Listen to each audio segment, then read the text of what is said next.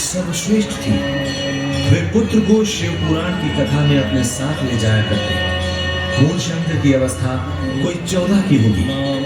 एक शिवरात्रि पर करशन जी ने मूल शंकर को शिव कथा महात्म्य सुनाया और जोर देकर उससे भी व्रत रखवाया। जय भोलेनाथ पंडित। आइए आइए करशन जी, आइए।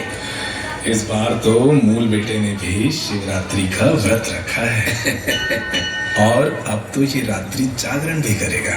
धन्य है, शिव जी इस बालक की मनोकामना पूरी करें। देखो इधर जो शिव जी के दूसरे भक्त हैं ना, बैठकर ओम नमः शिवाय का जाप कर रहे हैं। ठीक वैसे ही हमें भी यहाँ बैठकर ओम नमः शिवाय का जाप करना है। जी पिताजी। ओम नमः शिवाय। ओम नमः शिवाय। पिता और पुत्र बैठकर ओम नमः शिवाय का जाप करने लगते हैं। इस तरह शिव जी की पूजा अर्चना करते करते रात्रि का प्रथम चरण बीत गया। शिव पूजा का दूसरा चरण रात्रि जागरण का था, लेकिन जागरण के लिए कुछ ही भक्त रह गए थे। रात्रि जागरण करते करते सभी भक्तजनों को नींद आने लग गई और सभी मंदिर में कहीं न कहीं जाकर सोने लग गए।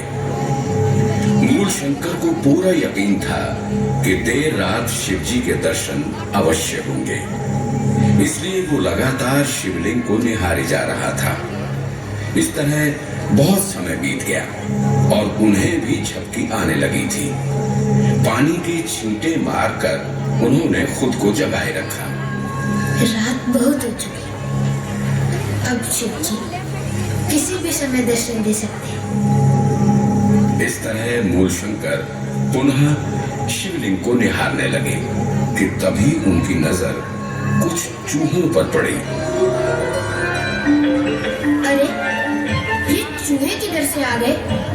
और ये तो शिवपिंड की तरफ ही बढ़ रहे हैं।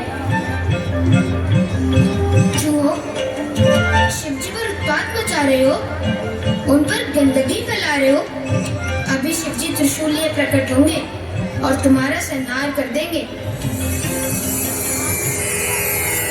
पिताजी उठिए, जल्दी उठिए पिताजी। क्या हुआ मूल बेटे, क्यों उठा रहे हो?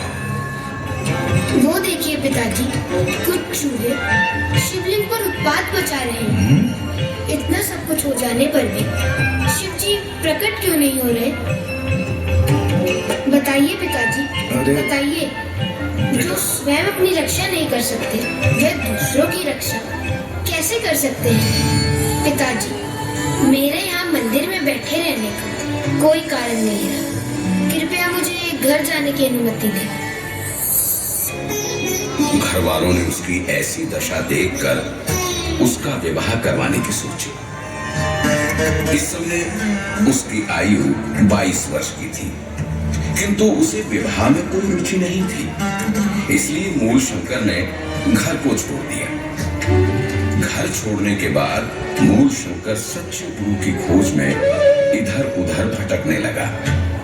घूमते घूमते उसने नर्मदा नदी के किनारे बसे पूर्णानंद सरस्वती के आश्रम में आकर संन्यास ग्रहण किया। अब वे दयानंद सरस्वती कहलाने लगे।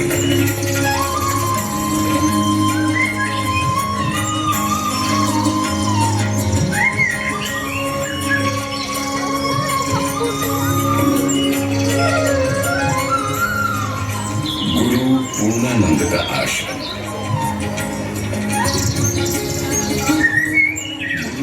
विजयानंद का आश्रम। दयानंद जी दरवाजे पर दस्तक देते हुए।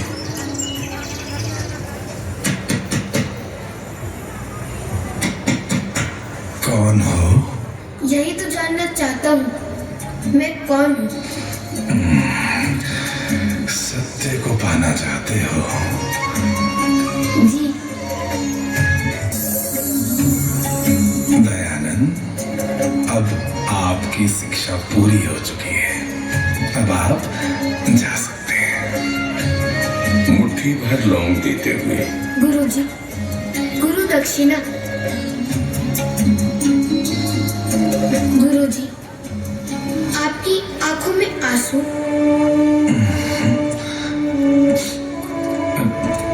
प्रिय शिष्य, मुझे दक्षिणा के रूप में लौंग नहीं चाहिए। भारतवासी अंधकार में डूबे हुए हैं। जाओ जाओ, उन्हें धर्म के ढकोसलों से उबार कर वैदिक धर्म का ज्ञान दो। ये संसार वेदों को भूल चुका है। तुम्हें अपनी पूरी शक्ति लगाकर वेदों का प्रचार प्रसार करना होगा। ये मेरी गुरु दक्षिणा होगी। जाओ। गुरुजी, मैं आज आपके सामने प्रतिज्ञा लेता हूँ कि मैं आजीवन ब्रह्मचर्य का पालन करूंगा। वैदिक धर्म और सत्य की ज्योति से समाज को जागृत करूंगा। मेरे देशवासियों को पाखंड, अर्थहीन कर्मकांडों, कुरीति और अंधविश्वासों से आजाद करवाने के लिए मैं स्वयं को उछावर करूंगा। आयुष्मान भव।